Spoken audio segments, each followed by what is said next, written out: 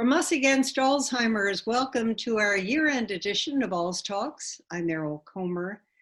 With the holidays fast approaching, most of us are determined to bring whatever spirit we can muster to our socially distanced or bubbled limited celebrations. Today we'll discuss the role of faith in spiritual life for those living with dementia and their family caregivers, also in general, but also in the context of COVID. We'll examine the role of churches, synagogues, and other faith communities in educating members about dementia and brain health and in creating faith-friendly communities. Joining us now, Dr. Vanessa Seal, founder of the Balm in Gilead, a nonprofit organization that helps faith communities deliver programs to eliminate health disparities. Also joining us, Rabbi Israel de la Piedra, Director of Spiritual Care at Miami Jewish Health Systems, the city's largest senior living community.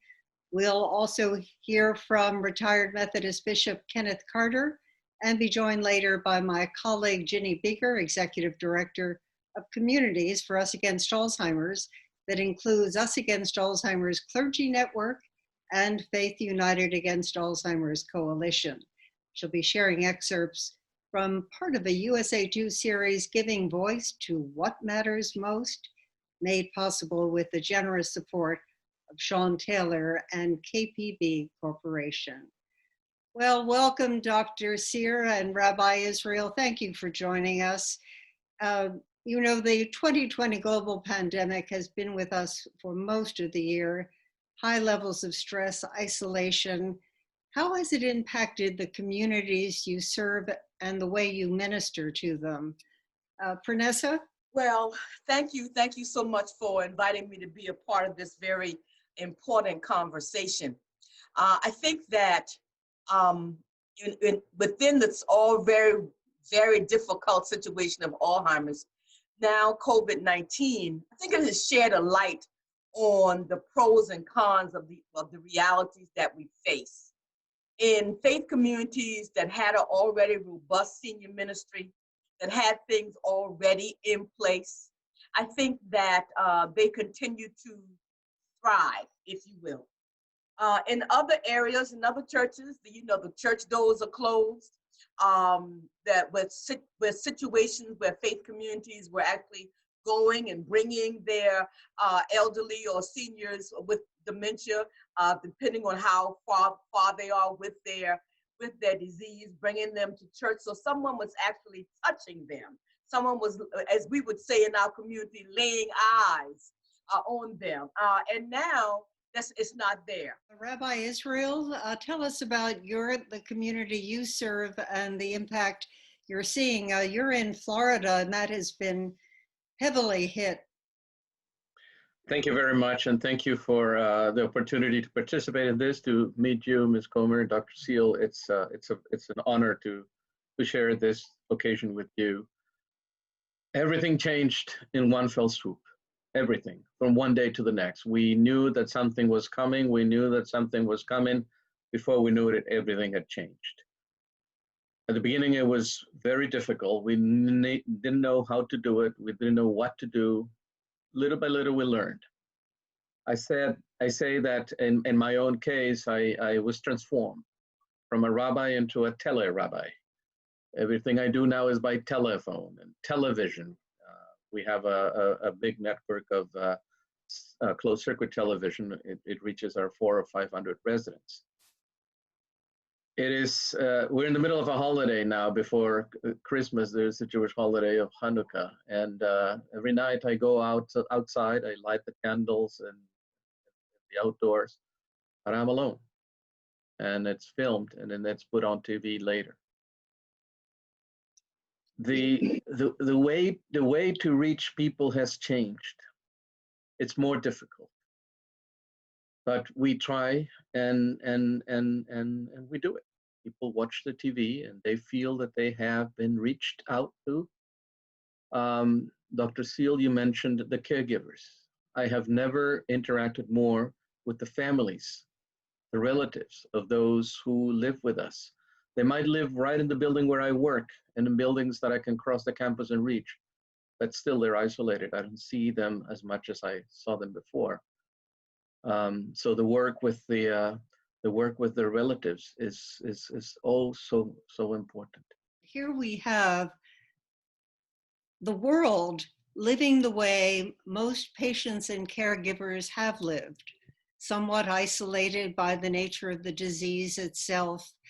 And I think the point that you make about it bringing up systemic issues is really critical. It's become such an eye-opener. You know, there are nearly 300,000 lives lost, 3,000 deaths a day. I mean, the numbers are heartbreaking.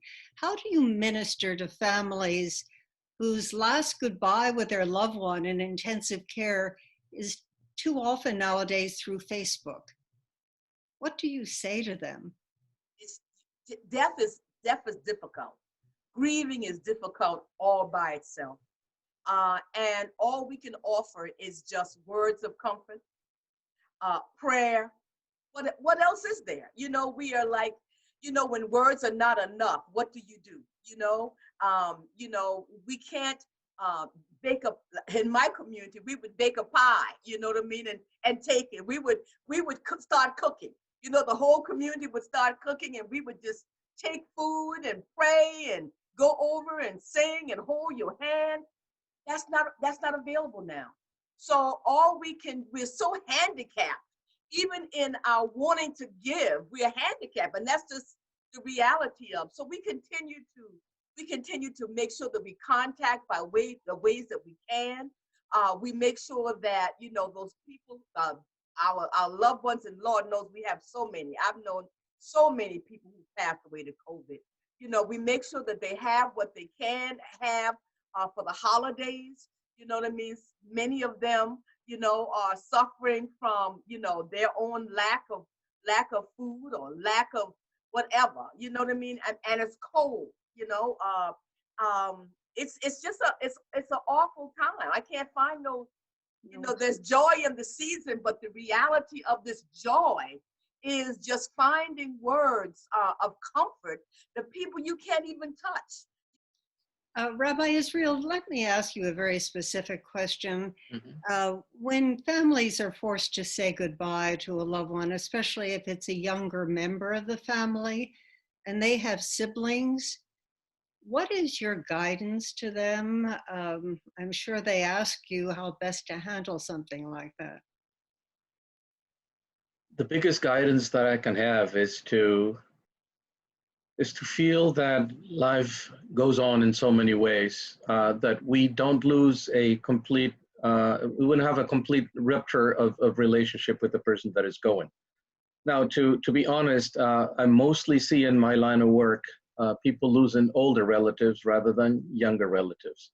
And it's very different, of course, right? The loss of an older relative implies many different things than the loss of a younger relative. It is just as hard for different reasons. In the work I do, again, I've found myself dealing a lot more with the caregivers, with the relatives.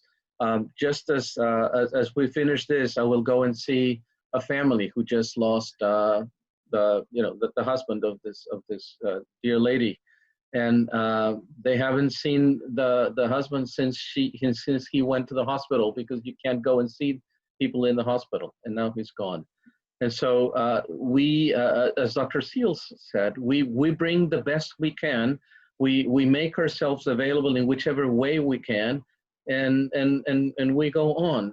It's what we always do is bring our person into the encounter with people, and we keep doing that. It's just it now goes through some kind of telephone cable, and there's less people around, but we still do, and that's how we do it. There's nothing like the human touch.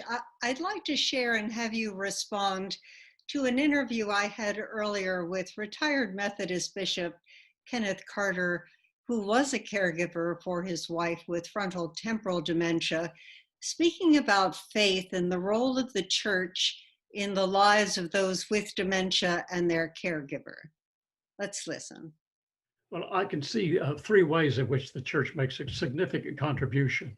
One is that it provides a broader narrative in which to view dementia itself.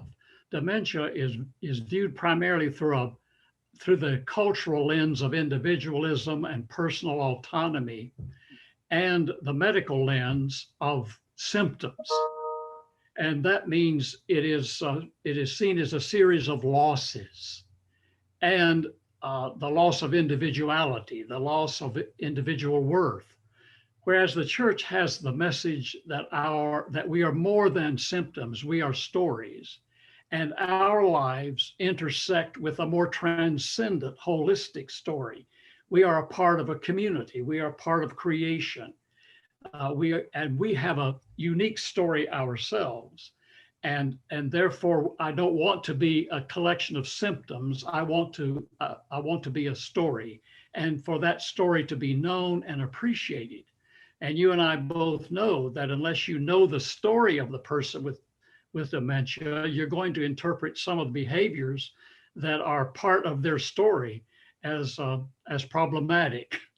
But also, the church offers a community of connections. So much of my identity and so much of my memory is held by others. It's held in community. This notion that if I lose my memory, I lose my identity, reflects that individualism in our society. Our memories are held in community. Lots of folks remember things about me I don't remember. The church is a steward of our memories of one another. And then the church is uniquely positioned to overcome the isolation that results from dementia by connecting people. We are people in connection. I am because we are. And therefore, I think the church can offer both a way of viewing dementia in a larger transcendent story, and from a faith perspective, we are part of God's story of creation, liberation, restoration, and resurrection, and consummation. You've touched on 2 points that I'd like to pursue a little more. The autonomy. We all want to, as Atul Gawande says, be in charge of our own narrative and our life story. The role of the caregiver to protect a loved one's dignity through this process.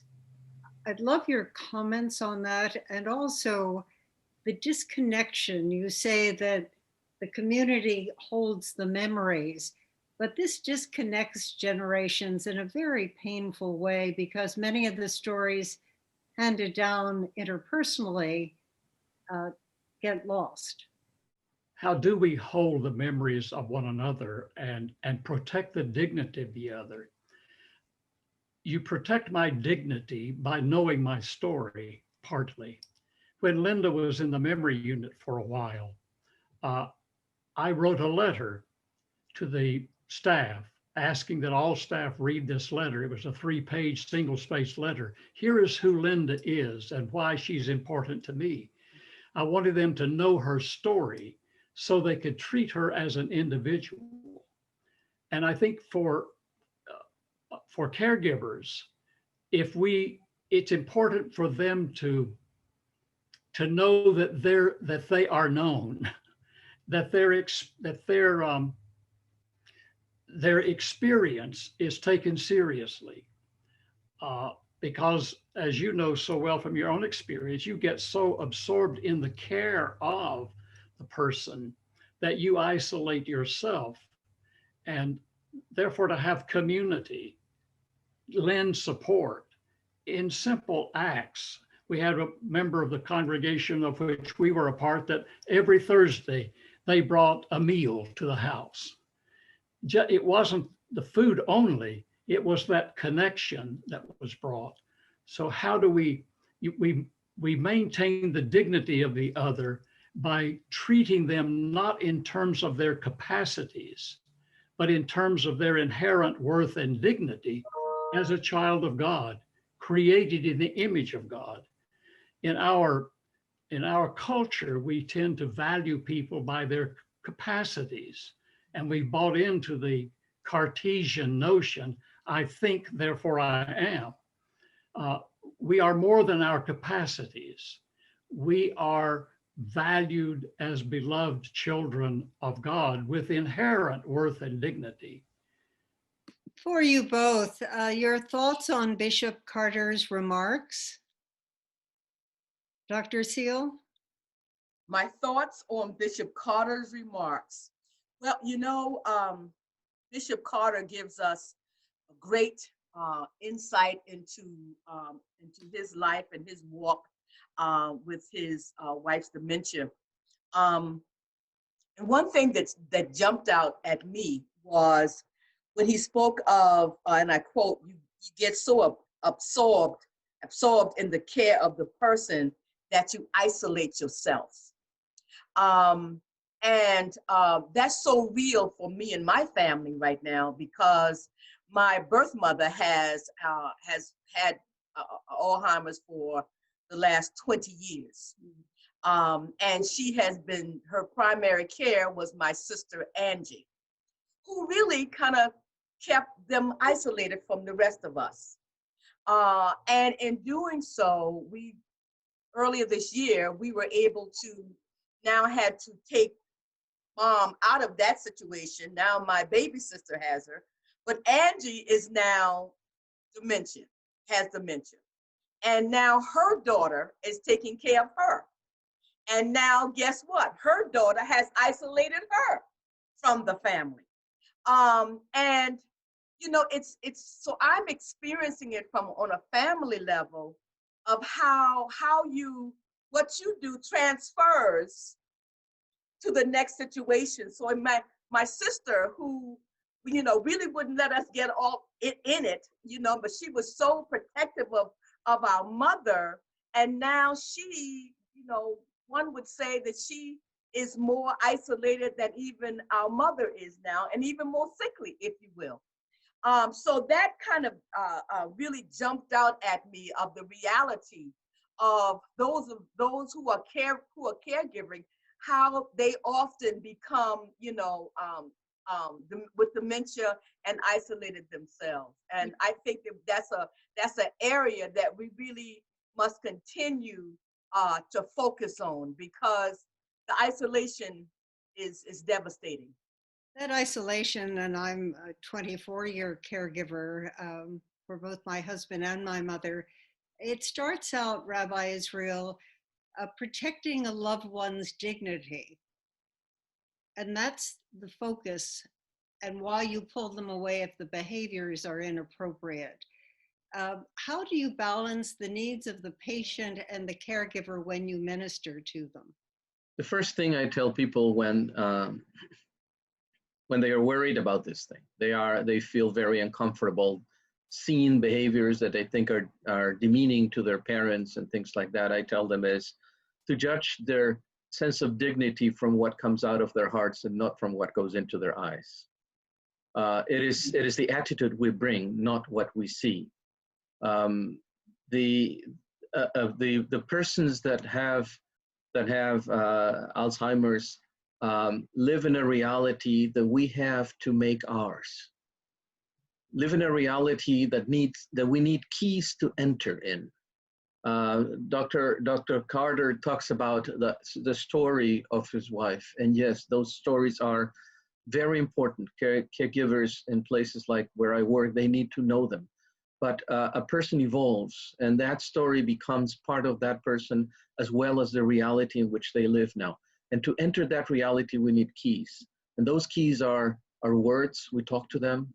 Those keys are songs, mostly religious, but any other music that they know. And those keys are prayers. We use those keys to enter that reality. We have to enter that reality. Once we enter that reality, we create a nexus between us and that person. So yeah, it is not easy, but we need to train ourselves to realize that reality in which a person with dementia is living is a real reality, if I may repeat the word, and it's not just an imaginary thing for them, and we have to enter. Long after my husband forgot who I was, I always had to believe that he knew my touch. Mhm. Mhm. And that gave me solace. If I may, I also believe that a person with dementia can perceive much more than they can let you know they're perceiving. That's exactly what you're saying. Mhm. And so that I encourage caregivers to talk to them, to be with them. The fact that they tell them I love you and they don't react doesn't mean that that they haven't heard those words. Yes, they're very poignant moments. I'd now like to bring into our conversation my colleague, Ginny BIGGAR, Executive Director of Communities for Us Against Alzheimer's, that also includes the Alzheimer's Clergy Network and Faith United. Ginny, welcome. Thanks, Meryl. For joining us. You know Bishop Carter well. Give me your reaction to his comments, and also tell us about your series, Giving Voice to What Matters Most. So, well, first of all, it's really an honor to be here with Dr. Seal and Rabbi Israel and Bishop Carter as well. I think, you know, the viewers are getting a sense of the intellectual and spiritual firepower, I think, behind this movement to engage faith communities and people of faith and faith leaders. And we say at USA too, the fight against Alzheimer's, kind of broadly speaking, and especially during COVID. I think, you know, we've done, Meryl, you and I have done research that shows the enormous ongoing stress for caregivers through the A-list. And so those faith connections are so important. And I'm reflecting on, you know, the diverse and really groundbreaking ways that you both, Dr. Seal and Rabbi Israel, are engaging around this disease and brain health more generally.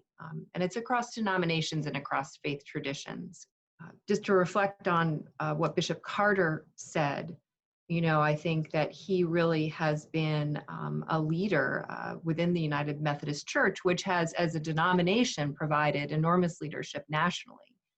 You know, he wrote a curriculum, you know, for the church to get the message out and make it easier for congregations across the country. So I think he's really, as he says, you know, done it in honor of his wife. And so, yeah, so I said the intellectual firepower. Yeah, Ginny, you brought up an important point, and I wanted to circle back with Pernessa.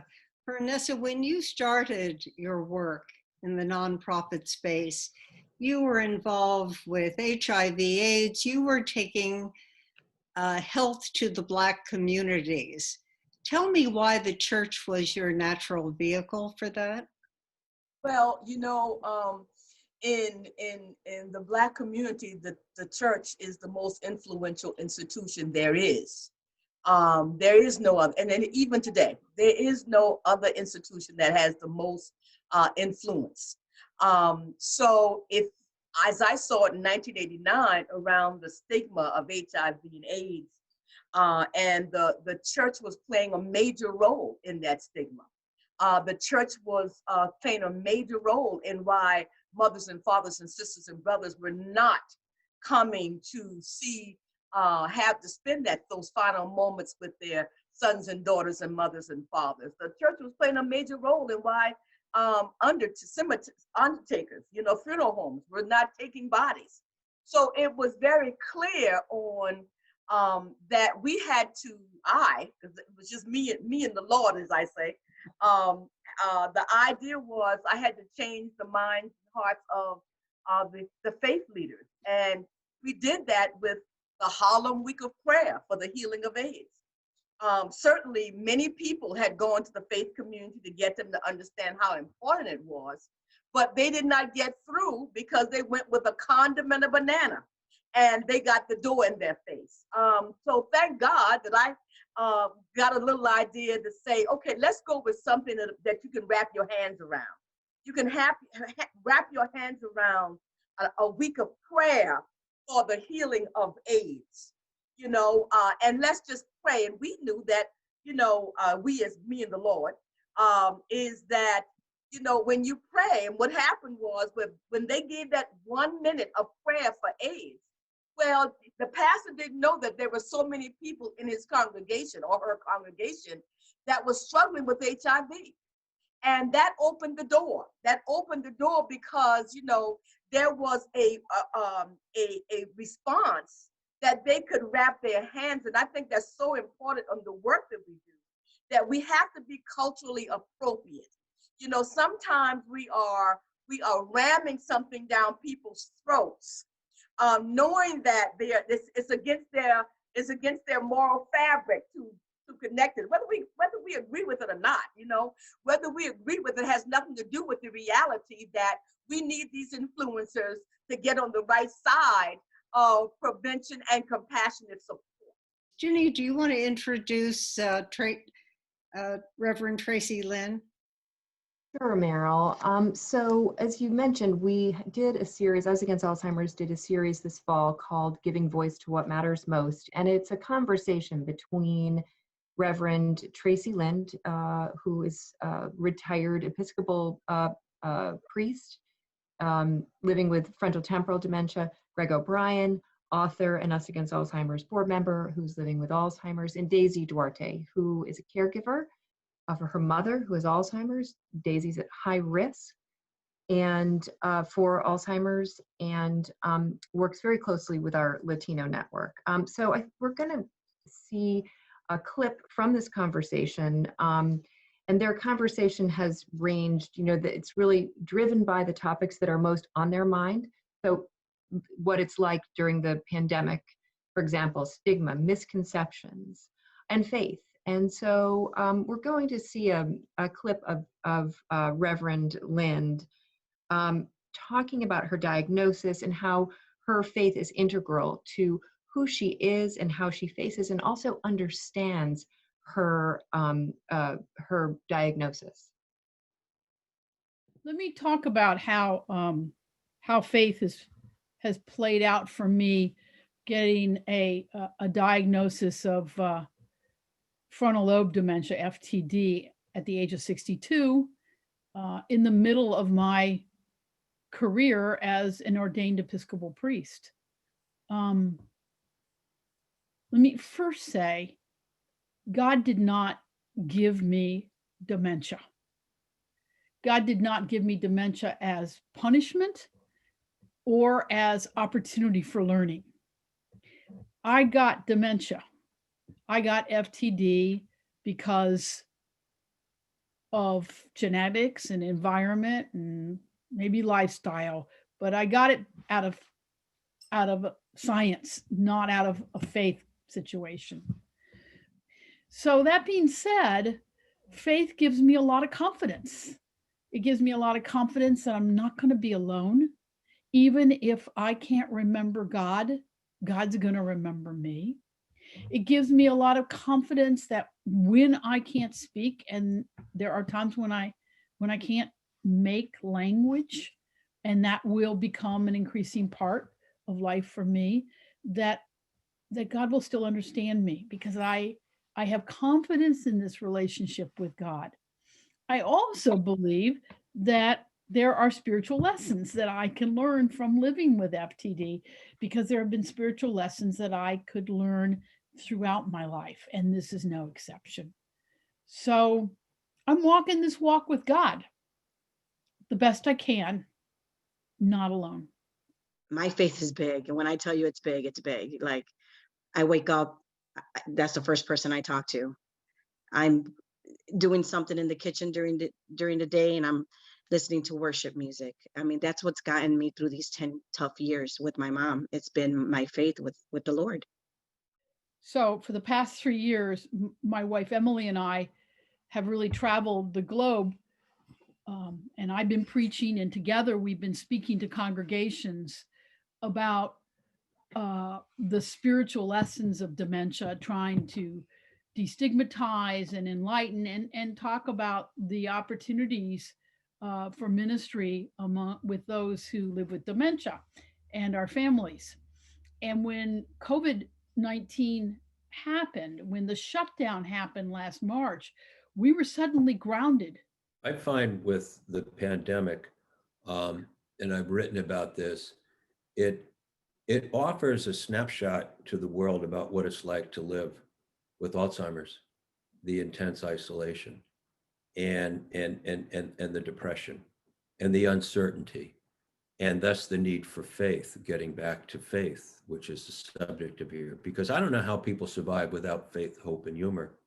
So and in all cases, you have to have faith. So I could sit and wring my hands, but I'm just saying, okay, Lord, I mean, this is my journey. You tell me what I'm supposed to do. And we already had the WTF discussion, so I'm on your team now.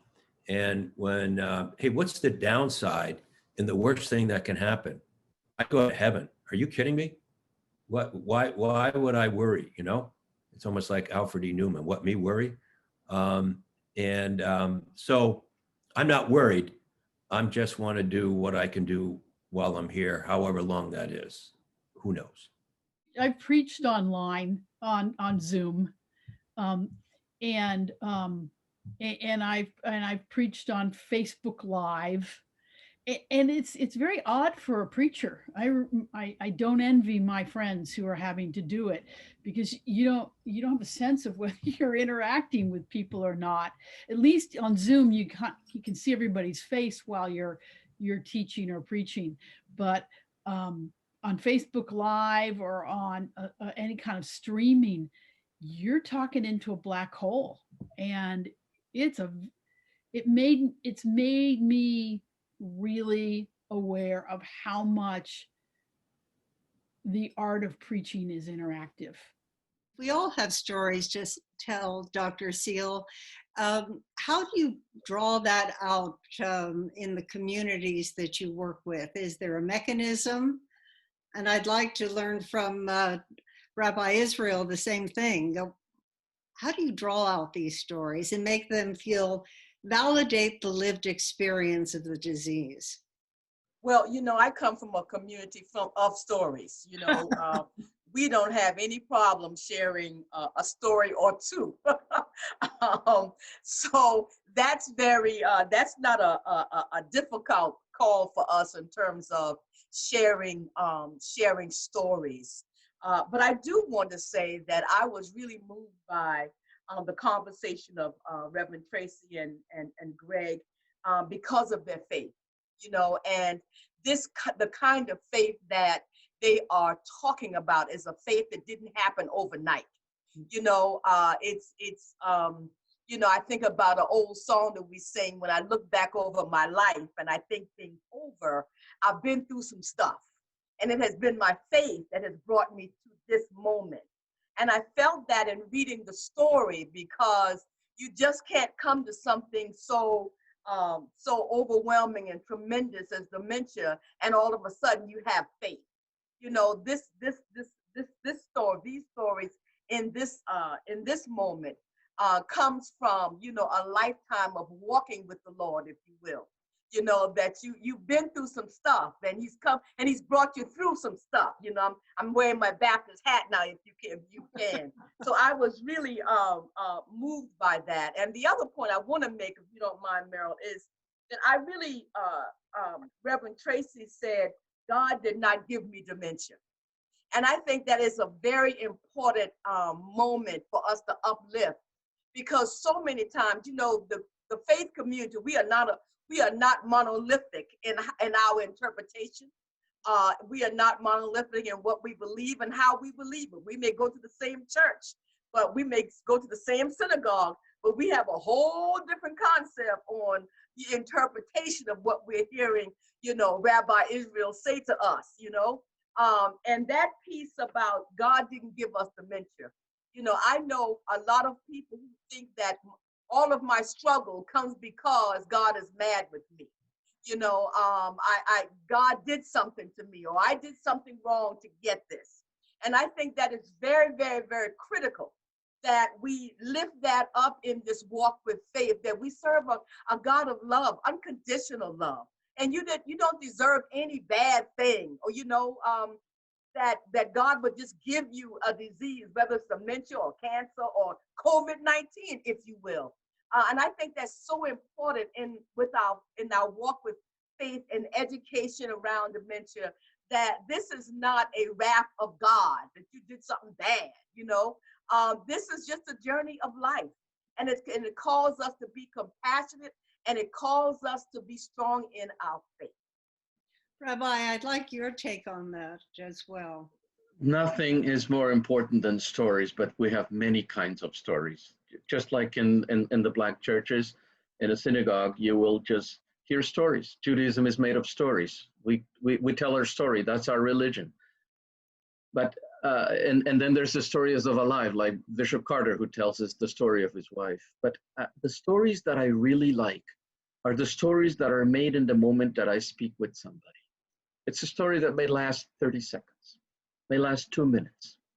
But that's the story of the moment. And that's the story that when I hear it and I affirm it, I validate the person who's speaking to me. Those are the stories that I want. It may be a fleeting story. It will not be there tomorrow. Tomorrow will be a different story. But when we take those tiny little stories and we put them in like beads on a string, we actually make a bigger story. That's the kind of story I like.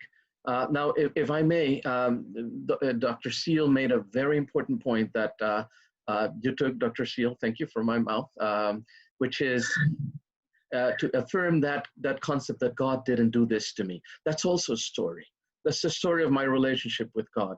There's nothing more difficult than meeting a person who says, God did this to me. Because if I tell that person, God didn't do this to you, I'll be rejected. And that person will not change the way they think. And so it is my way of interacting with them to give them the notion that God didn't give you COVID-19. God gives you strength and love from your partners and friends, love, ability for your doctors. That's what God has given you. And I can only make it happen if the story that I'm hearing is a story that I make mine and that I reflect back on them. That's why stories are important. I'd love to pick up on that thread of the 30-minute conversation, because it brings to mind living in the moment. We all talk about the importance of the moment, but the moment with a dementia patient, Dr. Sealy, may be all we have. And we have to find the victory in that moment for communication.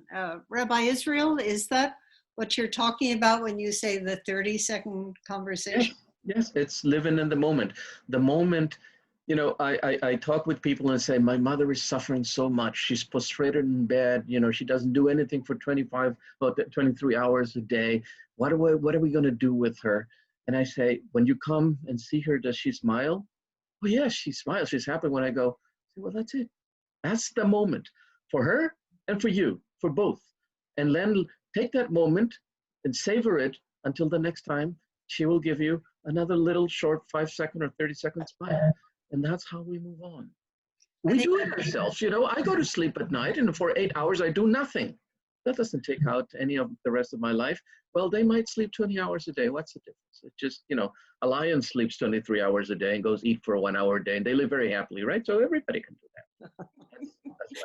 that. We're almost out of time. So I quickly, Ginny, let us know where we can find the podcast.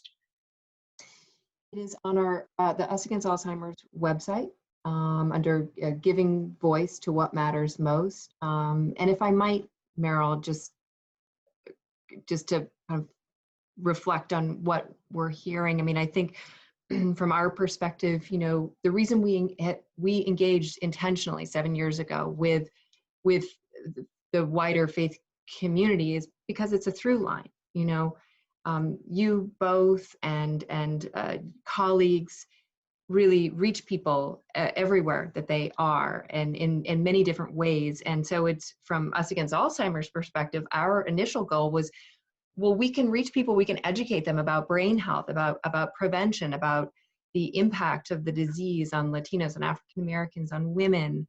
But what we've also found over 7 years is that so much of this disease is how you feel about it, right? For the person with the disease, for caregiver, how are you feeling today and in the moment, while we're learning and destigmatizing and correcting misconceptions. So I think the other just enormous benefit is that I think so many people feel better because of these discussions. because of the kinds of things that you both are saying about the experience. It's just really struck me, I think, through this conversation, and Tracy, Greg, and Daisy, just that it can all feel better while living with the disease. You have a fan club, Dr. Seal and Rabbi Israel. This is the holiday. This is going to be our year-end show. So what do you have prepared to tell to your communities? What is your message of hope? Vanessa? Well, the season itself is a message of hope. We're rolling out the COVID-19 vaccine. That is a moment, and we're moving into a season of hope. And the birth of Christ, the Jewish traditions, the Kwanzaa traditions, we all come together in this holiday season, regardless of what tradition you're in. We are all talking about hope and love and joy. And regardless of our situation, we have to find that joy. And I think that's what Reverend Tracy and Greg and Reverend Carter have been talking about this entire session, is through it all. Through it all, we have to find and know that there's joy. And we have to hold that joy in our hearts, and we have to hold that hope, because it is our belief. For me, in my tradition, my Christian tradition, it is that joy and that hope of the birth of the coming of Jesus that says it's going to be all right. It's going to be all right. It's going 2,000 years later, it's going to be all right. So I leave you with joy, just joy, joy, joy, and the hope of the season. And just knowing if collectively, I believe if we hold joy and see in our spiritual eye a newness in our world, that's what we'll find in 2021. Thank you. Rabbi Israel? We're in the middle of the holiday of Hanukkah, and in the holiday of Hanukkah, we light candles for 8 days because the miracle took 8 days. The story goes the Maccabees found one flask of oil in the Holy Temple when they recovered it, and it was supposed to last 1 day, and then it lasted 7 more. So we light a candle every day for 8 days. 8 days. Now, if you think of the miracle, the first day was no miracle. The first day, the oil did what it had to do. You light it, it lasts for 1 day. The miracle happened the 7 next days, right, when it was supposed to be gone. So if the miracle lasted 7 days, not 8 days, why do we light 8 candles to celebrate the miracle? And I think the answer is because without the first candle, which we had to work to make it happen, the miracle of the other 7 days would never have happened. And so we need to work hard to bring the miracles to our life. And so let me, Dr. Seal, I'm looking at you now. You don't know, but I'm looking at you.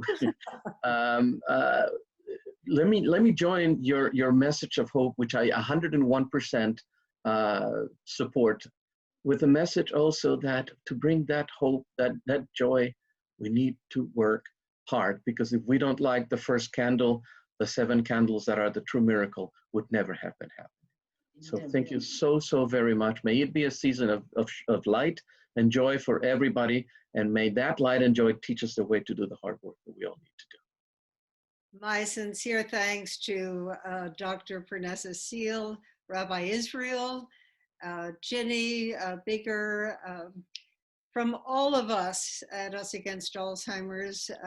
We wish all of you and everyone a safe, peaceful, happy, and healthy holiday season. Thank you for joining us. This has been Alzheimer's Talks from Us Against Alzheimer's.